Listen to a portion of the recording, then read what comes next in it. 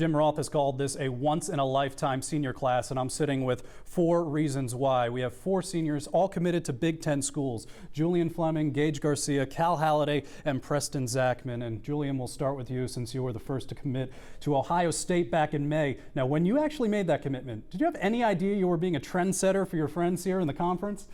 No, I didn't know, but I knew they had a couple big offers coming in. You see what they've done so far this year on the football field in the past couple years as well. So, it was just a matter of time before all their offers started flowing in.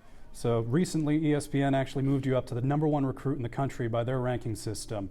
What has this roller coaster been like? Because on the field, you've been consistent. Off the field, I'm sure it hasn't been. Yeah, recruiting in itself is it's a whole different animal, and a lot of people they want to tell you all the luxuries and how great it is, how amazing it is, but it really is a blessing and a curse at the same time. There's a lot of things that go into it, and there's a lot of people who try to contribute to it, but it did come down to being a good thing for me and a great thing for my family as well. A month later, Gage, you commit to Michigan. This is one of your best friends here. How'd you break the news to Julian? I called him right away. I'm like, Julian, I think I'm committing to Michigan. He's like, well, congrats, buddy, but I don't like you anymore. So, but yeah, he was like one of the first people I called actually. So I said, good luck, team up north, and then I said we can no longer be friends. So. Well, that's interesting because you guys have been teammates and friends your whole lives. How are you going to embrace becoming rivals now? Well, we're going to win, so at this point it really isn't that much of a rivalry. 10-0 the past 10 seasons, so I mean you see how it's gone so far, but we'll embrace it. Gage, you got something to say about that? No comment. No comment. This year could be a different year. I don't think so, but we can see. And Cal, when Gage goes to Michigan, you decide to commit to Michigan State.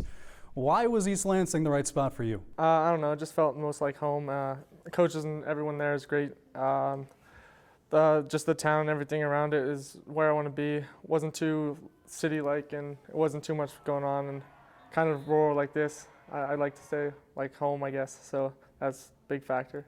Did Gage try to lure you to Ann Arbor? Maybe a little, but it's all right. We go our separate ways now.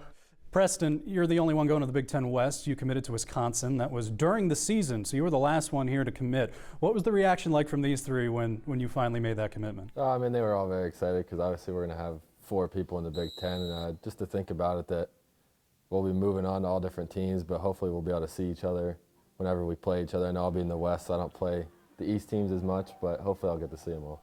Now you're playing quarterback this year, but you're a two-way player. Most of you guys are two-way players, and you're a very versatile player. Where do you see yourself kind of playing in the college level? Wherever they want me. I honestly don't really know.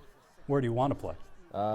Probably linebacker, just because that's where I feel that most teams have recruited me, but we'll see how it goes. Cal, you guys just won the 27th district title in the last 29 years of this school. You're looking to extend your state record with a 10th state title. You can look at the trophies behind us here. There's so much history here. What is the mark you want this senior class to make? We just want to go out with as the best team in Southern history. It's really high standard we set ourselves at, and we just shoot for the stars pretty much, and then we do it somehow. This is probably the best team in school history, and while the Southern fans love you, obviously, everyone else kind of sees you as the villain. People hate you as well. What's that dynamic like for you guys? We're hated everywhere pretty much. Everyone wants to see Southern lose. We're not a very liked team, but we like that. We strive with that. So, how much does that inspire you and drive you? Oh, the whole team gets that vibe that we're pretty much hated, but we're gonna go out there and prove all of them wrong and show them that we're the real deal. At a small school like Southern, it's very rare to have 1 Division I recruit, and the fact that you got 5 total and 4 of you guys here going to the Big Ten, that's really unheard of. Julian, before the season, you said not bad for a small school smacked in between 2 cornfields. How are you going to remember this experience with this group of guys? I mean, it's been something. Like I said, a football field between 2 cornfields isn't really ideal, I would say. We're a little 2A school in the middle of nowhere, but like I said before, we could produce as much talent as, half the schools around. And, I think we showed that this year. We got a ton of talent in this class. We have a ton of talent in, up-and-coming classes. So, I hope everybody watches throughout the next couple years.